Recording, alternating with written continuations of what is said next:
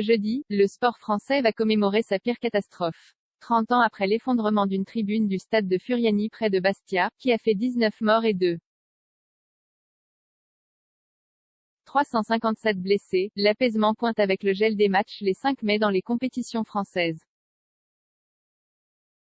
Paradoxe, cette année, pour l'entrée en vigueur de la loi, un match sera pourtant organisé ce jeudi, entre l'Olympique de Marseille et le Feyenoord Rotterdam.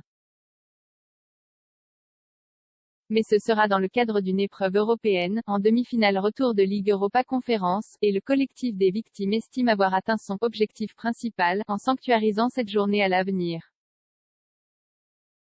Un grand fracas puis un silence assourdissant, ici le soleil décline et l'ambiance monte.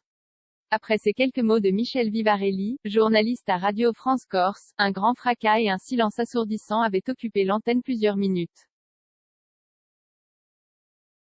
La tribune nord du stade Armand Césari venait de s'effondrer, le 5 mai 1992. Perché au sommet de cette tribune provisoire de près de 20 mètres de hauteur, le reporter s'apprêtait à commenter la demi-finale de Coupe de France entre Bastia et l'OM. Autour de lui, 8000 personnes avaient pris place. À quelques minutes du coup d'envoi, les stars marseillaises Jean-Pierre Papin, Basile Boli, Abedi Pelé ou Chris Waddle étaient encore au vestiaire. Les mots de Michel Vivarelli, ces derniers, ornent désormais le chemin qui mène jusqu'au mémorial des victimes. Cette année, ce sont des commémorations assez symboliques et particulières, selon Josefa Giudicelli, la présidente du collectif de victimes.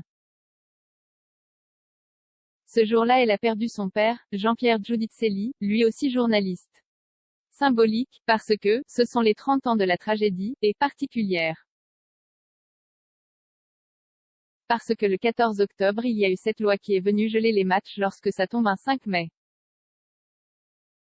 Des commémorations, beaucoup plus apaisées, beaucoup plus sereines, cette demande qu'aucun match de football de première, deuxième division, de Coupe de France et du Trophée des Champions ne soit joué le 5 mai, définitivement adopté par le Parlement français, était très importante pour nous, rappelle celle qui avait 4 ans le jour du drame, ce combat qui a pris 10 ans pour aboutir, était la revendication principale du collectif. Du coup, ce seront des commémorations beaucoup plus apaisées, beaucoup plus sereines. Alors certes, il y aura ce Marseille-Feyenoord. Une rencontre que Renaud Muselier, président de la région Provence-Alpes-Côte d'Azur, ou Jean-Charles Orsucci, maire de Bonifacio, avait appelé à déplacer à une autre date, par respect pour la mémoire des victimes.